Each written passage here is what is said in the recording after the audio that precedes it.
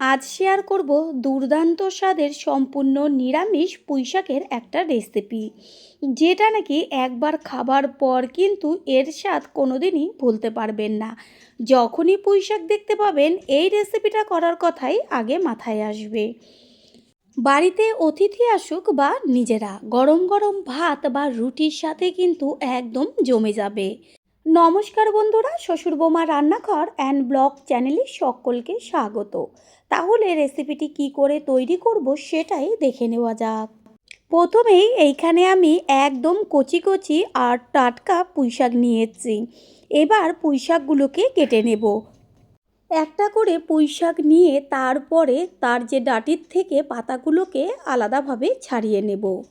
এইভাবে সমস্ত পুঁইশাকগুলোর ডাঁটির থেকে শাকগুলোকে আলাদাভাবে বেছে নিয়ে ফিরে আসছি। পাতাগুলো ছাড়িয়ে নিয়েছি। এবার যে ডাঁটিটা রয়েছে সেইগুলোকে ছোট ছোট টুকরো করে নেব একটা ছুরির সাহায্যে। যেই ডাঁটিগুলো একটু মোটা সেগুলোকে কেটে একদম একটু সরু সরু করে নেব। এতে কি হবে, মশলাটা ভেতরে যাবে আর খেতে কিন্তু খুব ভালো লাগবে। প্রত্যেকটা ডাঁটি ছোট ছোট করে কেটে নিয়ে আমি মাঝখান থেকে কিন্তু অর্ধেক করে নিচ্ছি। এইভাবে সমস্ত ডাঁটিগুলো কেটে নেব, আর যেগুলো একদম মোটা মোটা সেগুলোকে 4 ভাগ করে নেব। পুঁই শাকের যে ডাঁটিগুলো ছিল সেগুলো তো কেটে দেওয়া হয়ে গেল। এবার শাকগুলোকেও কেটে নেব। শাকগুলো কিন্তু একদম ছোট ছোট করা দরকার নেই, যেহেতু পুঁই শাক একদম কিন্তু তেলে দেওয়া মাত্রই গলে যাবে। সেই কারণে বড় পাতাগুলোকে আমি 3 টুকরো, ছোট পাতাগুলোকে 2 টুকরো করে নিচ্ছি। এবার যে পুঁই শাকের ডাঁটিগুলোকে আলাদাভাবে জলে ধুয়ে নেব, আর শাকগুলোকেও আলাদা অন্য একটা পাত্রের মধ্যে বারে বারে 4 থেকে 5 বার কিন্তু ধুয়ে নেব।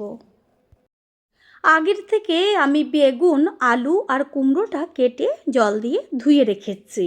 এবার গ্যাসের ওভেনে কড়াই বসিয়ে দিয়ে দেব সর্ষের তেল। আর সর্ষের তেলটা গরম হয়ে গেলে এর মধ্যে ফোড়ন দেব একটা শুকনো লঙ্কা 2 টুকরো করে দিয়ে, আর ছোট চামচের 1 চা চামচ 5 ফোড়ন। গ্যাসের ফ্লেম লোতে রেখে ফোড়নটাকে খুব ভালো করে ভেজে নেব। আর একটা কথা হচ্ছে, এই রেসিপিটা সর্ষের তেল দিয়ে করলেই কিন্তু ভীষণ ভীষণ টেস্টি হয়।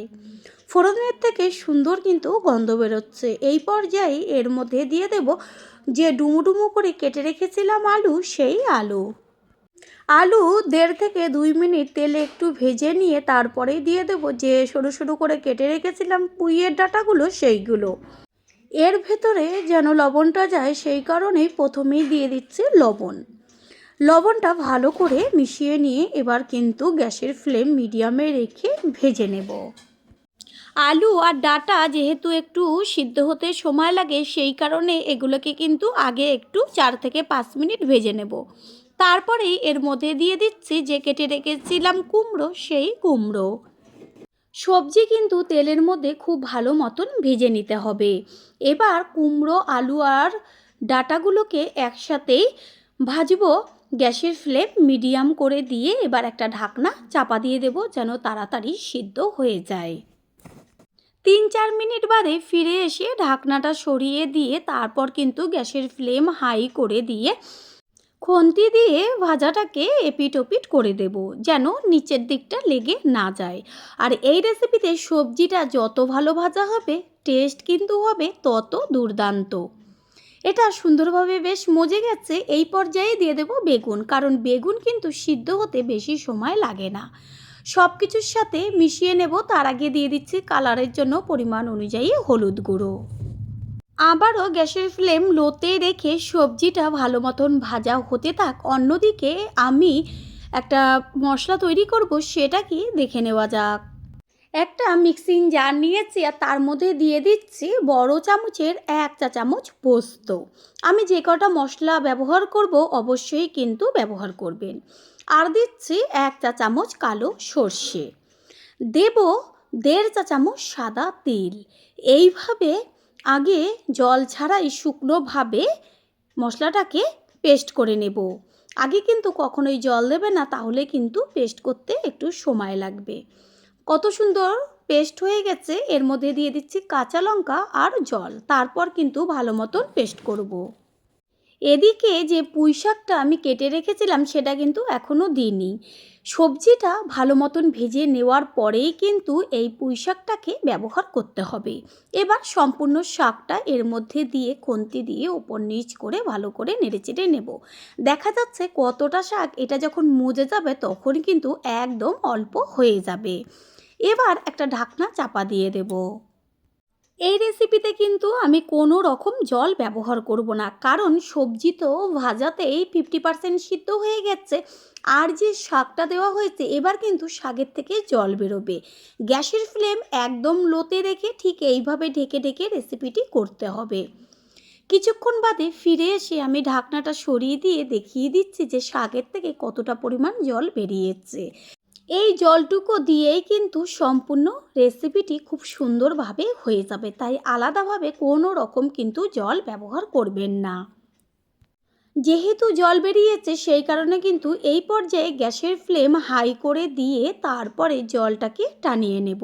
সম্পূর্ণ জলটা যখন টেনে যাবে তখন কিন্তু গ্যাসের ফ্লেম লোতে রেখে ঢাকনা চাপা দিয়ে দিয়ে রেসিপিটি তৈরি করতে হবে। এইখানে মশলাটা যে পেস্ট করে নিয়েছি, এবার সেই পেস্ট করা মশলাটা আমি এর মধ্যে দিয়ে দেব।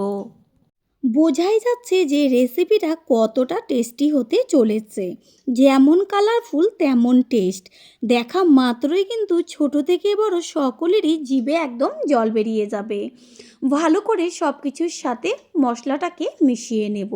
তারপর কিন্তু আবারও ঢাকনা চাপা দিয়ে দেব গ্যাসের ফ্লেম হাই করে দিয়ে।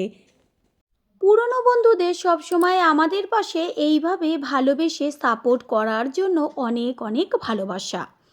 কিছুক্ষণ বাদে ফিরে এসে ঢাকনাটা সরিয়ে দিয়ে দেখিয়ে দিচ্ছি যে সম্পূর্ণ জলটা কিন্তু একদম টেনে গেছে।